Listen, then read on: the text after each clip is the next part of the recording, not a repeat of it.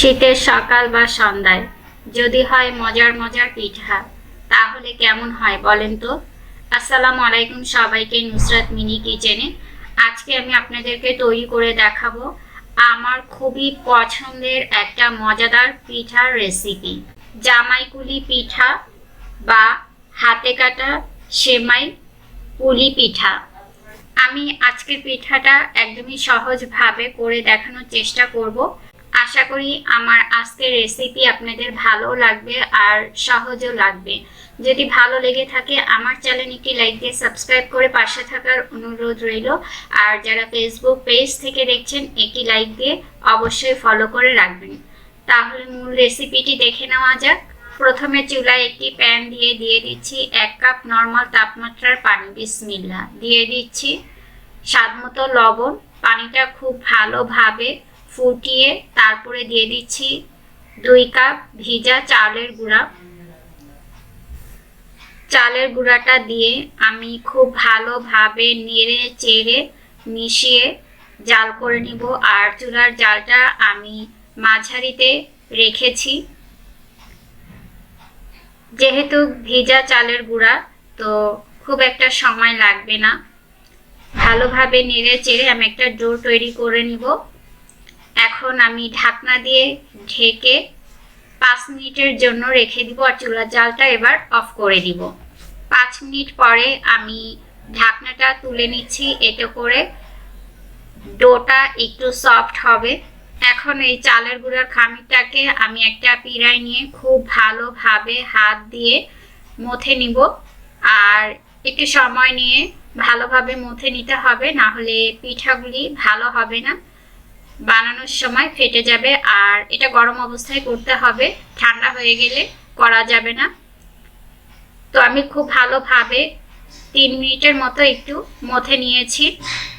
আর ডোটা আমি আপনাদেরকে একটু দেখিয়ে দিচ্ছি, খুবই সুন্দর সফট হয়েছে। এখন এখান থেকে আমি ছোট ছোট করে লেচি কেটে নিব। আপনাদের যার যেমন সুবিধা সেইভাবে নিলেই হবে।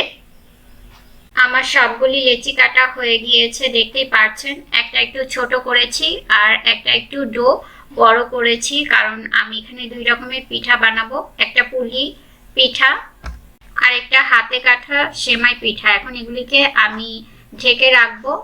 আর পিঠার উপরে কিছুটা চালের গুঁড়া ছড়িয়ে তারপরে সেমাই পিঠা বানানোর জন্য আমি একটা খামির নিয়ে এরকম লম্বা দড়ির মতো করে পাকিয়ে নিব। আর প্রত্যেকটা আমি চিকন করে নিব। সবগুলি আমার বানানো হয়ে গিয়েছে এরকম লম্বা করে চিকন করে। এখন এগুলোর উপরে আরো কিছুটা চালের গুঁড়া ছড়িয়ে মেখে রাখবো, এতে করে একটার সাথে একটা লেগে যাবে না আর পিঠাগুলি বানানোর সময় সুবিধা হবে। এখন এগুলিকে একটা সাইডে সরিয়ে রেখে আমি আপনাদেরকে একটু বানিয়ে দেখাচ্ছি। যদিও আমি এই পিঠাটা একদমই ভালো বানাতে পারি না, তবে চেষ্টা করেছি বানানোর। আপনাদেরকে একটু দেখে বুঝে নিতে হবে সেমাই পিঠাটা আমি কিভাবে বানাচ্ছি। গ্রাম অঞ্চলে খুবই সুন্দর করে হাতে কেটে এই পিঠাটা বানানো হয়, তবে আমি তো আর সেভাবে বানাতে পারি না। আমি আমার মতো করেই চেষ্টা করেছি। আর এরই মাঝে সবগুলি সেমাই পিঠা আমার বানানো হয়ে গিয়েছে, দেখতে পাচ্ছেন। এখন এগুলিকে আমি একটা সাইডে সরিয়ে রাখছি। এখন আপনাদেরকে আমি একটু পুলি পিঠা বানিয়ে দেখাবো। একটা খামির নিয়ে আমি 2 হাতের তালুতে একটু ঘুরিয়ে তারপরে বলের মতো করে বাটির মতো করে ঘুরিয়ে ঘুরিয়ে তারপরে আমি এই পিঠাটাকে বানাচ্ছি। গ্রাম বাংলায় আসলে এই পিঠাটা এইভাবেই বানানো হয়, তো আমিও সেইভাবে একটু চেষ্টা করেছি বানানোর। আর পুরটা আগেই বানানো ছিল, তাই আমি দেখাতে পারলাম না। পুরটা পরিমাণ মতো দিয়ে তারপরে মুখটাকে আমি সিল করে দিচ্ছি। আর পিঠাটা যেহেতু আমি দুধে রান্না করব, তাই একটু ছোট করে বানিয়ে মুখটা আমি একটু ডিজাইন করে দিচ্ছি। আপনাদেরকে একটু দেখে বুঝে নিতে হবে আমি কাজটা ঠিক কিভাবে করছি। আর এর মধ্যে আমার একটা পিঠা বানানো হয়ে গিয়েছে, আমি আপনাদেরকে আরেকটা পিঠা একটু বানিয়ে দেখাচ্ছি। একইভাবে হাত দিয়ে ঘুরিয়ে বাটির মতো করে একটা শেপে এনে তারপরে পুরটা দিয়ে দিচ্ছি। আবারও মুখটা আমি ভালোভাবে আটকে দিচ্ছি, আর একটু ভালোভাবে আটকে দিতে হবে যাতে দুধের ভেতরে রান্না করার সময় পুরটা বের হয়ে না আসে। মুখটা ভালোভাবে একটু ডিজাইন করে দিচ্ছি। আর এরই মাঝে আমার সবগুলি পিঠা বানানো হয়ে গিয়েছে, দেখতেই পাচ্ছেন 2 রকমের পিঠা, হাতে কাটা সেমাই পিঠা আর পুলি পিঠা। এখন চুলায় একটি হাঁড়ি দিয়ে দিচ্ছি আমি 1 লিটার লিকুইড দুধ, আর দিয়ে দিচ্ছি 1 টেবিল চামচ নারকেল কোড়ানো, দিয়ে দিচ্ছি 1/4 কাপ খেজুরের গুড়। আর আমি এখানে চিনিও দিব, তাই খেজুরের গুড়টা আমি কম দিয়েছি কারণ কালারটা আমি একটু বাদামি করতে চাচ্ছি। দিচ্ছি 1/4 কাপ চিনি, আর চিনিটা আমি একবারে দিব না, আমি চেক করে দিব মিষ্টিটা কেমন হয়েছে। তো আমার কাছে মিষ্টিটা একটু কম লেগেছে, তাই আমি আরো 2 টেবিল চামচ চিনি দিয়ে দিচ্ছি। আর আপনারা যদি সাদা রাখতে চান তাহলে শুধুমাত্র চিনি দিয়ে করতে পারেন, আর যদি কালারটা আরো বেশি চান, ডার্ক চান, তাহলে শুধুমাত্র দুধ দিয়ে করলেই হবে। দুধটা যখন গরম হয়ে আসবে তখন আমি পুলি পিঠাগুলি দিয়ে দিব, আর নাড়াচাড়া করব না।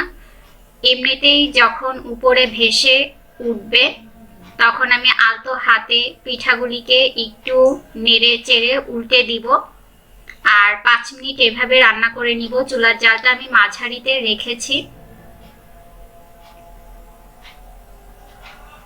5 মিনিট পরে আমি সেমাই পিঠাগুলি দিয়ে দিব। আর যেহেতু এটা চালের গুঁড়ার পিঠা, ভিজা চালের গুঁড়া, তো এটা এমনিতেই ঘন হয়ে যাবে। এটা দিয়েও আমি নাড়াচাড়া করব না। জাল করার পরে উপরে যখন পিঠাটা ভেসে উঠবে তখন আবারও আমি আলতো হাতে সেমাই পিঠাগুলিকে নেড়ে দিব, আর একটু আলতো হাতে নেড়ে দিতে হবে, না হলে পিঠাগুলি ভেঙে যাবে। আমি বেশ কয়েকবার আলতো হাতে নেড়ে চেড়ে দিয়েছি, আর চুলার জালটা মাঝারিতেই ছিল। সেমাই পিঠাটা দিয়ে আমি আরো 5 মিনিট রান্না করেছি। এর থেকে বেশি রান্না করতে হবে না, কারণ যেহেতু খামিরটা সেদ্ধ করাই ছিল। আর দেখতেই পাচ্ছেন দুধটা কিন্তু খুবই ঘন হয়ে গিয়েছে, ঘ্রাণও বের হয়েছে, খুবই সুন্দর একটা, কালারটাও খুবই সুন্দর হয়েছে, পিঠাগুলিও ভেঙে যায়নি, দেখতেই পাচ্ছেন। আর আমার রান্নাটাও পুরোপুরি হয়ে গিয়েছে, দুধটা বেশ অনেকটা ঘন হয়ে গিয়েছে। এখন আমি চুলা থেকে নামিয়ে নিব, আর এটা নর্মাল ফ্রিজে রেখে আপনারা 2-3 দিন পর্যন্ত খেতে পারেন, দুইভাবে, গরম বা ঠান্ডা। এই পিঠাটা ঠান্ডা হওয়ার পরে বেশ অনেকটাই ঘন হয়ে যাবে। এখন আমি চুলা থেকে নামিয়ে গরম গরম পরিবেশন করে নিচ্ছি। মাশাআল্লাহ, দেখতে কতটা লোভনীয় লাগছে, তাই না? এই পিঠাটা কিন্তু আমার অসম্ভব মজার পিঠা একটা। আশা করি আমার আজকের রেসিপি আপনাদের খুবই ভালো লেগেছে। যদি ভালো লেগে থাকে আজকের মতো এখানে বিদায় নিচ্ছি। সবাই অনেক বেশি সুস্থ থাকবেন, ভালো থাকবেন, সবাই সবার জন্য দোয়া করবেন। আল্লাহ হাফেজ।